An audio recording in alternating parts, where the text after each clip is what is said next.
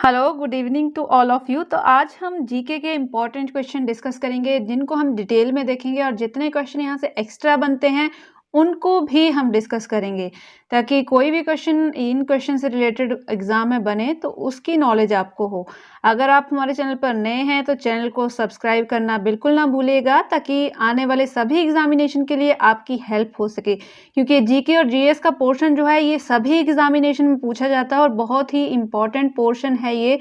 और हमीरपुर बोर्ड जो है मैक्सिमम क्वेश्चन को रिपीट करता है, चाहे 3 से 4 5 क्वेश्चन लगातार एग्जाम। आप अगर पुराने क्वेश्चन पेपर को देखोगे तो आप देखोगे कि वहाँ पर 5 से क्वेश्चन 6 जो हैं वो रिपीट होते हैं हर क्वेश्चन पेपर में, तो इम्पॉर्टेंट है। और आज का हमारा फर्स्ट क्वेश्चन ये है कि भारत की सबसे लंबी इंटरनेशनल बाउंड्री जो है किस देश के साथ लगती है। इंपॉर्टेंट क्वेश्चन है। लास्ट वीडियो जितने हमने डिस्कस किए हैं कम से कम 10 वीडियो में मैं ये जो क्वेश्चन है इसको डिस्कस कर चुकी हूँ। तो सबसे ज़्यादा जो इंटरनेशनल बाउंड्री लगती है ये लगती है बांग्लादेश के साथ, और कितनी है इसकी तो आपको ये भी पता होना चाहिए।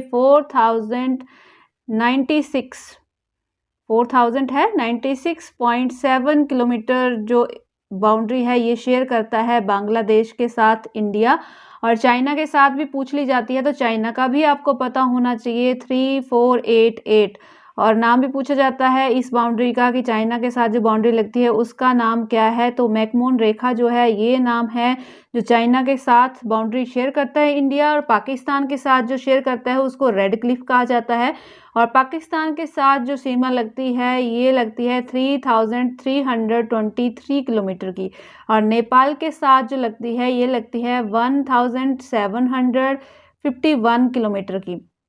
तो इतनी नॉलेज आपको इस क्वेश्चन के बारे में होनी चाहिए। इसके अलावा म्यांमार, भूटान और अफगानिस्तान के साथ भी इंडिया जो है सीमाएं साझा करता है, जिसमें सबसे कम जो सीमा लगती है ये अफगानिस्तान के साथ लगती है जो लगती है आपकी 106 किलोमीटर। 106 किलोमीटर की सीमा जो है अफगानिस्तान के साथ शेयर होती है, जिसको डूरंड रेखा के नाम से जाना जाता है। मेनली जो है अफगानिस्तान और पाकिस्तान के बीच में ये रेखा है, लेकिन इसके साथ साथ इंडिया के साथ भी इसका जो पोर्शन है ये लगता है, तो ये एग्जाम में जो है पूछा जाता है। नेक्स्ट है गंगा की सहायक नदी नहीं है पूछा है, तो ध्यान से क्वेश्चन को देखना है। तो यहाँ नहीं है, सतलुज जो है गंगा की एक सहायक नदी नहीं है। इसके अलावा यमुना, केन, सोन ये जो हैं ये गंगा की सहायक नदियां हैं। इसके अलावा यमुना, घाघर, बागमती, रामगंगा, ताप्ती, गंडक, कोसी, बेतवा, काक्षी ये सारी की सारी जो हैं ये सहायक नदियां हैं, ट्रिब्यूटरीज हैं गंगा की। तो यहाँ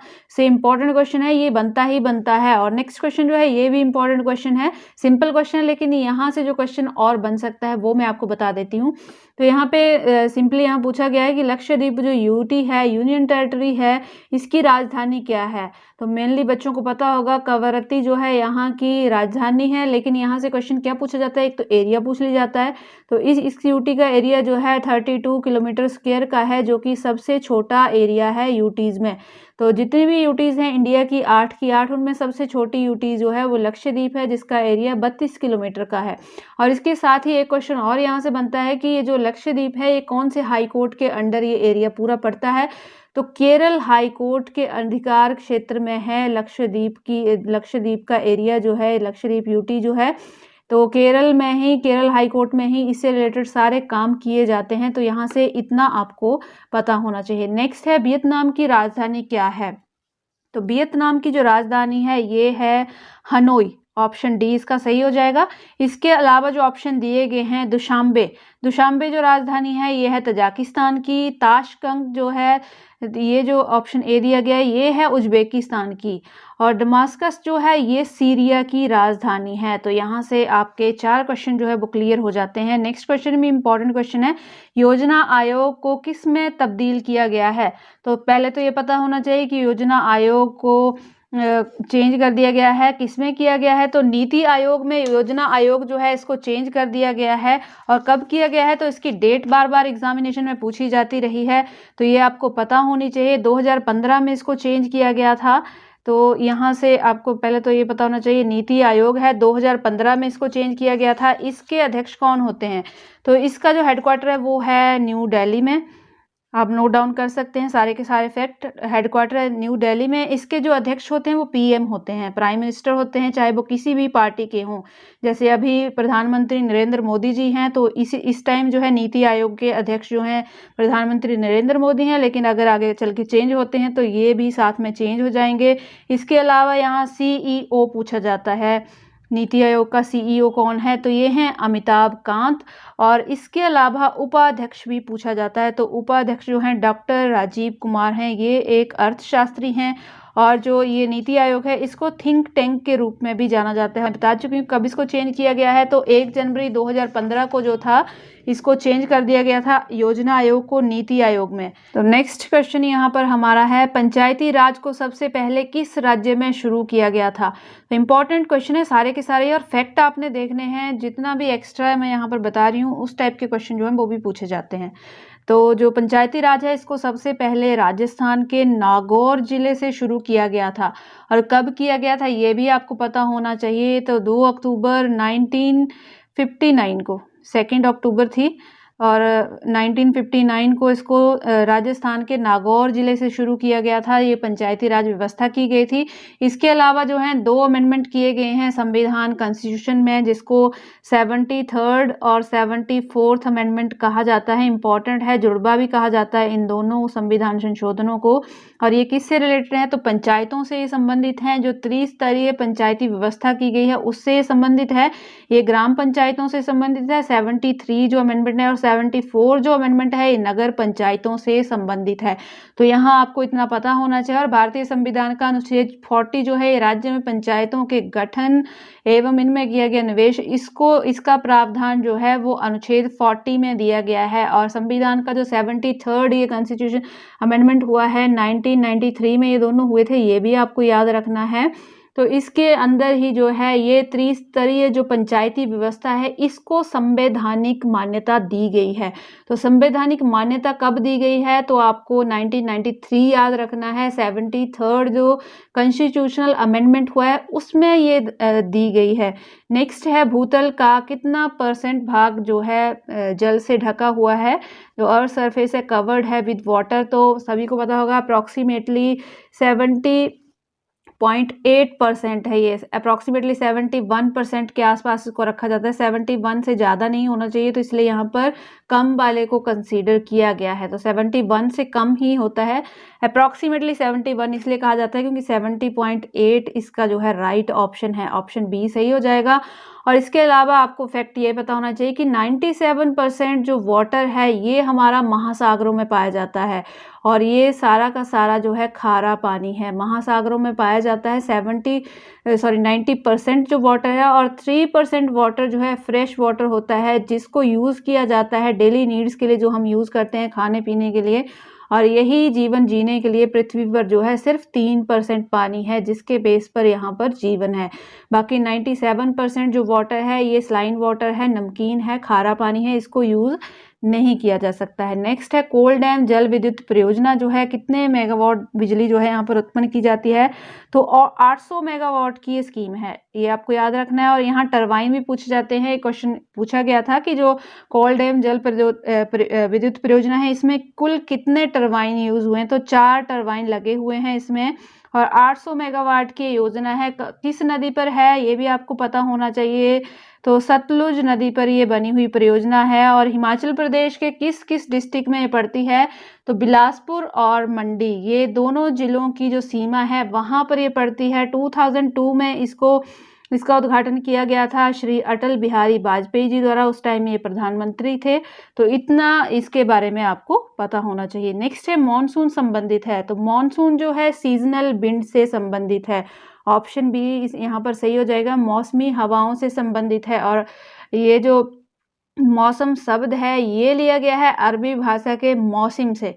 और मॉनसून जो है मेनली जून महीने में इसका आगमन होता है। और जो हवाएं सीजन के साथ डायरेक्शन चेंज करती हैं उन्हीं को सीजनल विंड जो है कहा जाता है। तो ये मॉनसून शब्द जो है सीजनल विंड से संबंधित है। नेक्स्ट है, भारत में महाविपदा प्रबंध राष्ट्रीय संस्थान कहाँ पर स्थित है? तो ये जो संस्थान है ये है विक्रम नगर नई दिल्ली में। ये ऑप्शन जो है इसका ए बिल्कुल सही हो जाएगा। विक्रम नगर न्यू दिल्ली में है और ये यही इसका हेडक्वार्टर। और कभी ये स्थापित किया गया था तो 11th ऑफ अगस्त 2004 2004 में 11 अगस्त 2000 को इसको स्थापित किया गया था। और आपदा प्रबंधन 2005 के तहत जो है इसे संवैधानिक दर्जा दिया गया है, यानी कि 2005 में जो है इसको संवैधानिक दर्जा दिया गया है, जबकि इसको एस्टेब्लिश कब किया गया था? 2004 में इसको एस्टेब्लिश किया गया था। नेक्स्ट क्वेश्चन है यहाँ पर दादा साहेब फाल्के अवार्ड 2015 का आपको नहीं याद रखना है। 15 का वैसे शशि कपूर को दिया गया है, आपको रखना है यार 2021 का। इंपॉर्टेंट क्वेश्चन है, आने वाले एग्जामिनेशन में पूछा जा सकता है। तो 2021 का जो दिया गया है ये दिया गया है रजनीकांत को। और कौन से अवार्ड थे? तो 67th जो थे नेशनल फिल्म अवार्ड थे जिनमें ये दिया गया है। तो ये भी आपको याद रखना है, 67th जो थे नेशनल फिल्म अवार्ड में जो था रजनीकांत को दादा साहेब फाल्के अवार्ड दिया गया है। नेक्स्ट यहाँ देख लेते हैं, एक दिवसीय अंतर्राष्ट्रीय क्रिकेट विश्व कप 2019 किस देश में खेला जाएगा? आपको याद रखना है 2023 का जो आने वाला है और ये खेला जाएगा इंडिया में। तो इसलिए भी इम्पॉर्टेंट है कि 2023 का जो वर्ल्ड कप है उसको होस्ट करने वाला है इंडिया। तो इंडिया से रिलेटेड जो है एग्ज़ाम में ज़्यादा क्वेश्चन पूछे जाते हैं, तो ये आपको याद रखना है। और 2019 का इंग्लैंड द्वारा होस्ट किया गया था, ये भी याद रख लेंगे क्योंकि पिछला क्वेश्चन भी पूछ लिया जाता है कई बार कि 2019 का किसने होस्ट किया था। तो अभी जो है इंडिया होस्ट करने वाला है, यहाँ से ये इम्पॉर्टेंट है। 2023 ICC men's cricket world cup India में जो है आयोजित किया जाएगा और मंथ जो है इसका अक्टूबर नवंबर है। और कौन सा एडिशन है वो भी मैं आपको बता देती हूँ, तो 13वां एडिशन है ये।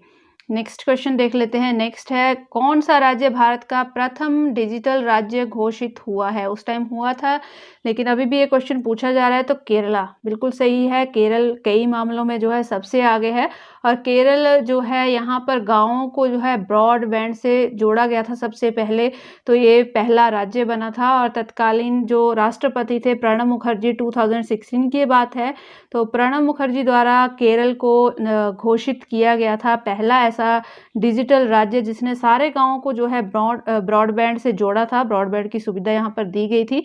नेक्स्ट है, गुलेर रियासत का शासक कौन नहीं था? यहाँ पर पूछा गया है, तो साफ साफ यहाँ पर दिख रहा है हमीर चंद जो थे ये नहीं थे, ये कटोच राजवंश से संबंधित थे। और ये इन्होंने क्या किया था, इम्पोर्टेंट है इनका। पहले टाइम पीरियड में आपको बता दूं, 740 to 780 का इनका टाइम पीरियड था। और इनके नाम पर जो है हमीरपुर शहर को जो था बसाया गया है। डिस्ट्रिक्ट हमीरपुर जो है इन्हीं के नाम पर उसका नाम पड़ा है। और कांगड़ा रियासत, कांगड़ा का जो कटोच वंश है उससे ये संबंधित थे। तो यहाँ से इतना आपको पता होना चाहिए। और बाकी के जो ऑप्शन यहाँ पर दिए गए हैं, हरिचंद, रामचंद, अभयचंद, ये सारे के सारे जो थे गुलेर रियासत के शासक थे। मोस्ट इम्पॉर्टेंट क्वेश्चन है ये कि भारत में संविधान का अनुच्छेद 21 संबंधित है। तो बेसिकली ये शिक्षा से संबंधित है। और शिक्षा, ये मौलिक अधिकारों में मौलिक अधिकार जो है हमारे टोटल 11 है। तो 11 नंबर पर जो मौलिक अधिकार है ये है शिक्षा का अधिकार, जिसमें 6 साल से लेकर 14 साल के बच्चों के लिए अनिवार्य शिक्षा का अधिकार रखा गया है। जिसमें क्या किया गया था, 2002 में एक कॉन्स्टिट्यूशनल अमेंडमेंट की गई थी, 86 कॉन्स्टिट्यूशनल अमेंडमेंट थी ये, जिसमें 6 साल से 14 साल के बच्चों के लिए निःशुल्क एवं अनिवार्य शिक्षा का प्रावधान किया गया है। और अनुच्छेद किसके है ये? अनुच्छेद 21A से संबंधित है। तो शिक्षा से संबंधित है, इंपॉर्टेंट है। और ये वाला जो आर्टिकल है ये बार बार एग्जाम में पूछा जाता है, खास करके जो एजुकेशनल एग्जाम होते हैं उनमें जरूर ये पूछा जाता है। तो इम्पॉर्टेंट क्वेश्चन है, सारे के सारे क्वेश्चन हमने बहुत ही इंपॉर्टेंट आज डिस्कस किए हैं। तो वीडियो कैसी लगी जरूर बताइएगा, लाइक और शेयर जरूर कीजिएगा और साथ में चैनल को सब्सक्राइब जरूर कीजिएगा ताकि इसी तरह के वीडियो जो है वो आपको लगातार मिलते रहें। तो मिलेंगे नेक्स्ट वीडियो में। Thanks for watching.